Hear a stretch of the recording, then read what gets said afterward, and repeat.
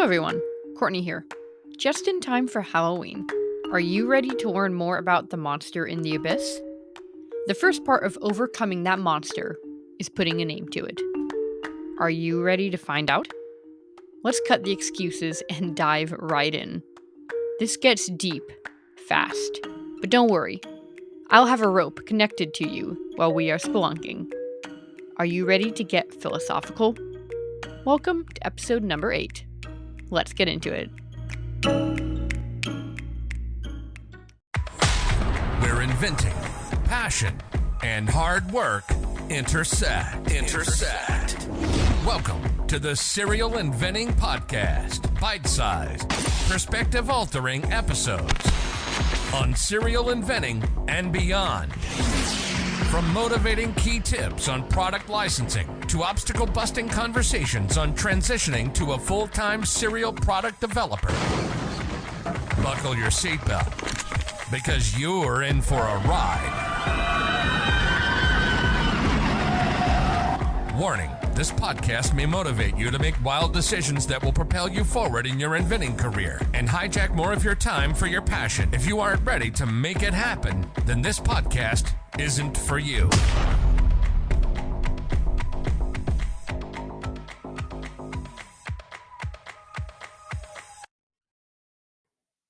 There are two very common mistakes, or shall I say, excuses to stop something that feels hard, that inventors make to halt progress and try to go around an obstacle instead of through it.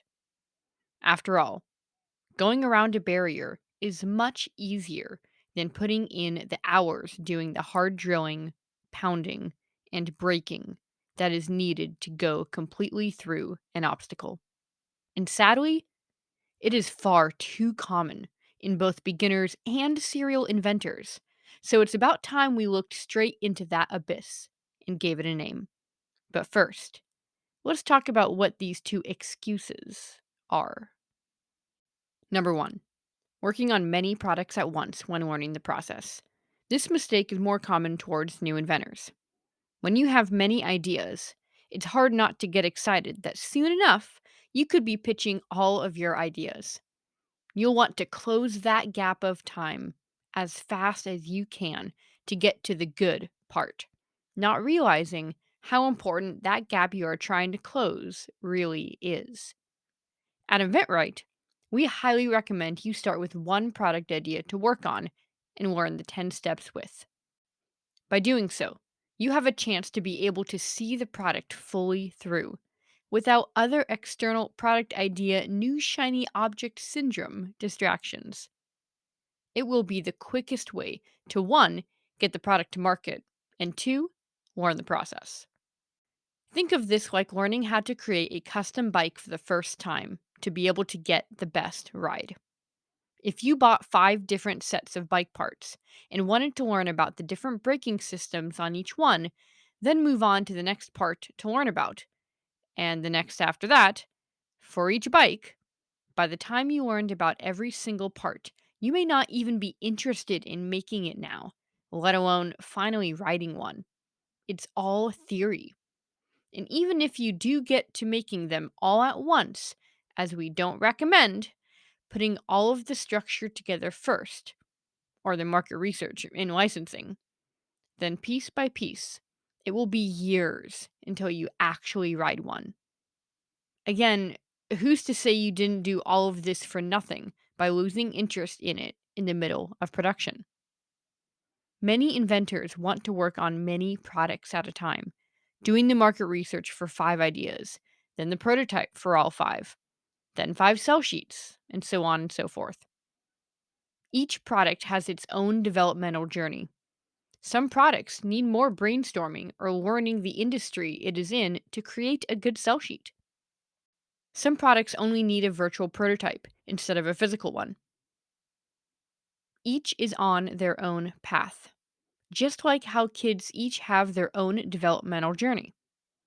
If you finish a sell sheet quickly on one of your products, all the while waiting 3 months for a longer one to be created on another product, you are holding your first product back.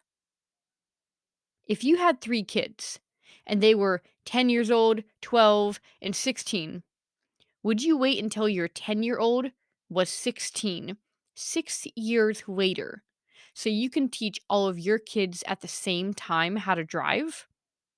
Your 16-year-old would then be 22 and not know how to drive. A lot of our licensing problems we have are so easy to understand when we connect them to metaphors like this. Of course, we wouldn't do that. So, why do we do it to our own products? It's an excuse. Sometimes we feel that we need to compartmentalize each step, understand it, study it, go through it a few times before we can move on to the next. But if you are looking to create licensing success as quick as possible, this will stunt both your growth as a product developer and each of your product success. Mastery takes time. By working on a lot of products at once, you are just delaying the time it will take for you to be successful because you are constantly theorizing how to create the best sell sheet by taking each of your products through it at the same time. A lot of unnecessary work is done. You can't create the best sell sheet, in theory, without getting industry feedback when you are pitching in practice. You have to ship products to create mastery because mastery comes in trial and error based on the only thing that matters at the end of the day: getting your product in front of potential licensees and hearing their thoughts. Saying that you will pitch all of your products all at once because it is easier is a mistake. If you wanted to start working out, would you choose to join CrossFit, hot yoga, and jujitsu all at once for 5 days a week? It would take you out of commission for weeks if you did that, just trying to recover from that 1 week. You aren't used to it. In fact, it may make you hate working out, or in this case, hate pitching, which is the only thing that will bring you success. This one mistake will immediately make you a non starter. Sadly, those who have many products they're working on use this, shall I say, tactic subconsciously as an avoidance method to not have to deal with pitching. I can't pitch product A yet because product B and C I'm still making the sell sheet for. And by the way, I have product D I want to work on in the market research step now. It will never end. You will never get to pitching, and you will never be successful until you change your tune. You need to fail fast. And by slowing your progress on each one, you are getting to that failing part way later. In fact, if you aren't pitching, you haven't even started. Now, once you have started pitching, it is better to now work on other projects, maybe even one at each step, going through the process. Now, you have the next shiny object, i.e., your next product to look forward to working on after you have accomplished your pitching goal for the day. The next project or projects will motivate you to get your pitching done faster. It's something to look forward to. This is great to do as long as one, you do put pitching first, always, before working on anything else, and two, keep each product's journey separate so you aren't waiting for another product's journey to be at the same spot. It will only delay your product's success.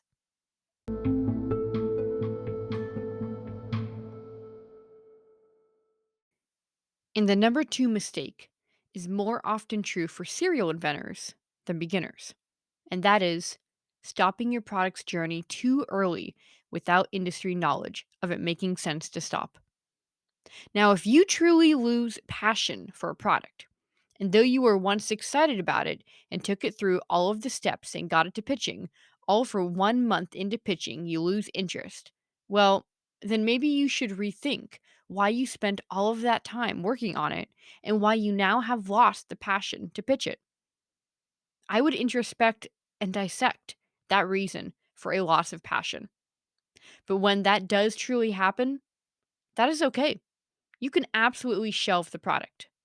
But if this starts to become a cycle, I would venture to say that there is some obstacle you are running into that is making you lose passion that you are choosing to not deal with. In fact, success is usually right around the corner from your giving up, In other words, right when you feel like giving up is when success is most near. But that's what's so cool about this industry. If you stay in here long enough, you will get a deal on one of your products.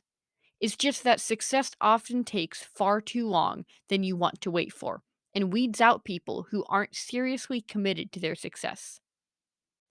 If you do lose passion, it's okay to stop that product if your heart's not in it. That's completely acceptable to do in our industry. If you aren't excited about it, how can a company be? It's time to shelve it then. Now, what I am more concerned about is when you are tired of pitching the concept and you start to have self doubt and think it's just not a good idea anymore. Now, keep in mind that we often come to this conclusion without anything saying that this is true. When I ask my students at InventRight why they want to give up on a particular product, it's most often not that they lack passion in the product they just spent 3 months developing, nor based on feedback a company gave them about the concept, but it's the lack of movement they are tired of, and their brain starts to make assumptions about the product. It's not new knowledge we learned about that would make the product clearly inferior to the competition and not worth pitching, nor even a new design that they came up with that makes it better. It's a feeling of being still that makes them uncomfortable.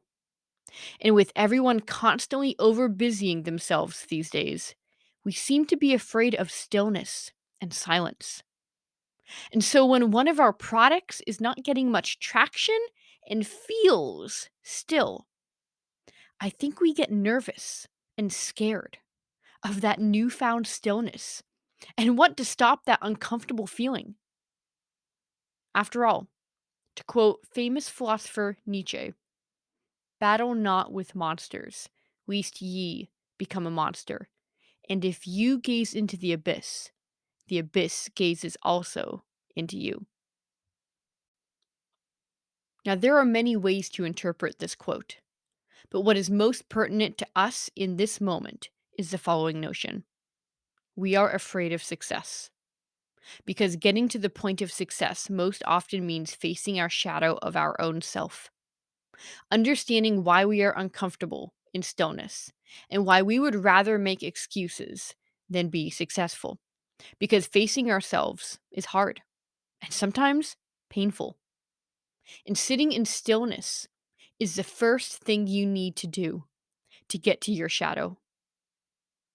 Pitching a product and not seeing much movement could mean many things. But to figure out what it exactly means, you need to trust the process and the product's journey, often blindly, to get your answer. But many people don't want to stick around long enough to get there. If people knew right off the bat that they had to face themselves to be successful in licensing, understand why they have certain excuses that come up between their success, and cut away every single obstacle in between them, I don't think people would try to license at all. It takes a lot of gut, strength, and courage to look your excuses in the face. It's far easier to work on another product that you are excited about, even though pitching is the only way you can see if your product makes sense. Don't hold yourself back. That's not your job. You already went through the process with this product. If you took the product through the steps properly, then that product has every right to be there because it got here, because it passed each step. Why are you choosing to hold it back when it made it here? Let the industry dictate its success. Carl Jung, a turn of the century psychologist and protege of Freud, dedicated a big part of his life to developing the concept of dealing with your shadow, nowadays called shadow work, where you confront those aspects about yourself that you don't want to face. The shadow is the blind spot of the psyche. If you become aware of your hidden feelings that dwell deep in your psyche, you might have a chance at stopping the very barriers that keep you from your goals. It's easy for the shadow to overwhelm someone's actions, as Jung believed, especially if you are dealing with big emotions like confusion or being paralyzed by indecision. In part 1 of volume 9 of the Collected Works, a book series by Carl Jung, he goes to state this: a man who is possessed by his shadow is always standing in his own light and falling into his own traps, living below his own level. You need to make conscious that which is unconscious, or else the unconscious will destroy you. And in the story of Dr. Jekyll and Mr. Hyde, it has to be Jekyll, the revered English doctor, that must become and integrate his shadow, the dangerous Hyde, and not the other way around. At the end of the Gothic novella, Hyde takes over Jekyll and kills them both. The shadow won. If you don't consider tackling your shadow, the conscious, who you are, can become the slave of the shadow with a mind of its own, and you'll never know why you aren't successful. Here is how the shadow relates to us. Many people hate doing market research and try to find every way not to do it. Doing market research is not hard. It doesn't take a lot of time, and once you know how to do it, there are very few areas that are unknowns. It's finding your product out there that is painful, because that immediately affects your thoughts of its chances of success, making you believe your dreams are crushed, making you believe you can't come up with a good idea. It hurts your ego. Now, finding your product out there already on the market shows proof of demand and is a really good thing. Yet it can take years for us to fully understand and embrace that notion, no matter how many times it is spoken to us. Many people don't enjoy pitching. It's most often not hard once you know many tactics to find companies and have scripts to use. But it does take a lot of time and a lot of blind trust that you are in a long tunnel that does have a light at the end of it, hoping that it's not a train coming through. Now that's hard, not knowing. Blind trust in the process until it works. The word monster and the word monitor share a common source. Monitor meaning omen or guard. When you are tired of not getting anywhere with a product, whether you aren't pitching or companies aren't responding, you need to travel into the abyss and let your guard down. Only then will you find your answer to your lack of success. It seems like more people would prefer to jump ship and not choose to get a licensing deal than to look into the abyss. But now that you know that inside the abyss is filled with the reasons why we make those excuses that halt our success, you now have a chance to seek the answer. For those brave enough, congrats. You are choosing to have a shot at success, even if it makes you uncomfortable along the way. You now know there is one large thing that is stopping you from succeeding, and that is, who is the monster in the abyss? When you stare into the abyss, don't be surprised that it's you who you see. Thanks for tuning in and taking a few bites with me today. And remember, serial inventors don't make excuses. They don't. They make it happen. See you soon.